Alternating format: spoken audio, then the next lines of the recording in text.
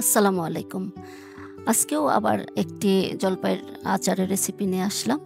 তো আমি ১ কেজি জলপাই সেদ্ধ করে নিয়েছি, সেদ্ধ করে চটকিয়ে নিয়েছি। সেটা আর দেখালাম না কারণ আমার গত একটা ভিডিওতে আমার চ্যানেলে কিন্তু আছে জলপাইয়ের একটা আচার। সেখানে A to Z দেখিয়েছি সেদ্ধ করা চটকানো। তাই এখানে আর দেখালাম না। তো আমি সেদ্ধ করা জলপাইটাকে আমি কিন্তু এখানে আঠিগুলা ফেলিনি। একটা বড় বোলের মধ্যে পুরোটা ছড়িয়ে রোদে দিয়েছি। ২ থেকে ৩ ঘন্টা রোদে দিতে হবে। সেদ্ধ জলপাইয়ের যে একটা পানি, পানি ভাব থাকে সেটা শুকিয়ে নিতে হবে। তো আ স রোদে দিয়ে জলপাইটা রোদে দিয়ে এই ফাঁকে মসলাটা রেডি করে নেই। তো মসলা ওরকম কিছু লাগবে না। নিয়ে লাগবে হচ্ছে মৌরি। আ এখানে মৌরি নিয়েছি ৬ চা চামচ। তো মৌরি আপনারা সবাই মনে হয় চিনেন। অনেকে মৌরি নামে চেনে, অনেকে মিষ্টি সোয়াজ নামেও চিনে। যেকোনো গ্রোসারি শপে বা মুদি দোকানে আ বললেই হবে। আর নিয়েছি ৭ টা শুকনা মরিচ।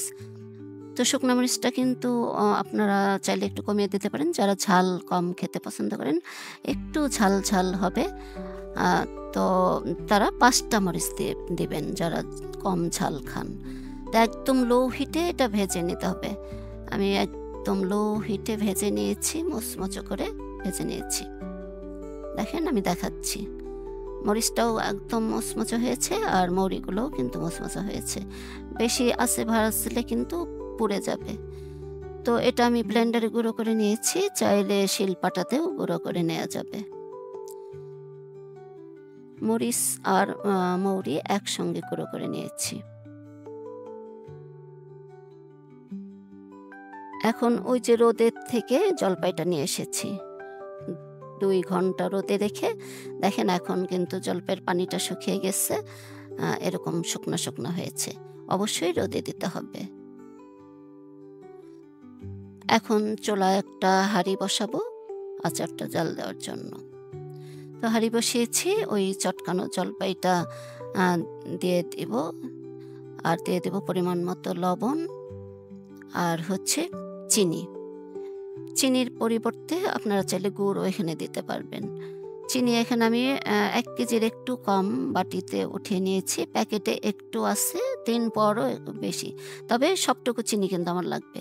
১ কেজি জলপাইতে ১ কেজি চিনিই লাগবে। আমি আ পুরাটা পরে প্যাকেটেরটুকু দিয়ে দিয়েছি অফ ক্যামেরায়। যেহেতু এটা মিষ্টি আচার, তো এই যে এভাবে অনবরত নাড়তে হবে। চিনিটা যখন গলে যাবে তখন কিন্তু এরকম হবে। ওই যে হালুয়া রান্না করার সময় যেরকম আ ছিটে ওরকম কিন্তু ছিটবে। এই কাজটা একটু কেয়ারফুলি করতে হবে। তো অনবরত নাড়তেছি আমি, কারণ তলায় ধরে যাবে। নাড়তে, নাড়তে একটা পর্যায়ে এরকম হবে। তো এরকম অবস্থায় আসলে বোঝা যাবে আচারটা হয়ে গেছে। এখন চুলা আমি অফ করে দিয়েছি। এর চাইতে বেশি টানানো যাবে না। ঠান্ডা হলে কিন্তু আরেকটু শক্ত হয়ে যাবে। তো এখন এটা নামাবো। এই আচারটা কিন্তু খুবই অল্প উপকরণে এবং খুব তাড়াতাড়ি বানানো যায় আচারটা, এবং খুব মজার একটা আচার। দিয়ে দিচ্ছি ১ টেবিল চামচ সরিষার তেল। আর হচ্ছে ওই যে গুঁড়ো করা সেই মসলাটা দিয়ে দেব।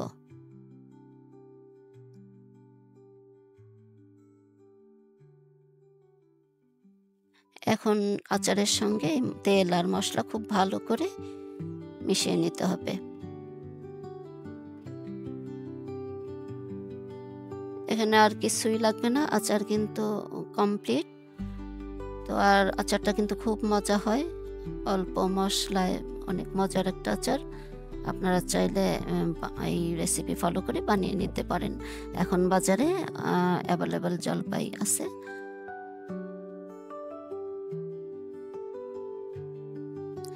আমি আর বয়ামে ভরাও দেখালাম না। এখন কিন্তু একদম রেডি বয়ামে ভরার জন্য। তো আমি আর আপনাদের সঙ্গে সেটা শেয়ার করলাম না। সবাই ভালো থাকবেন। আল্লাহ হাফেজ।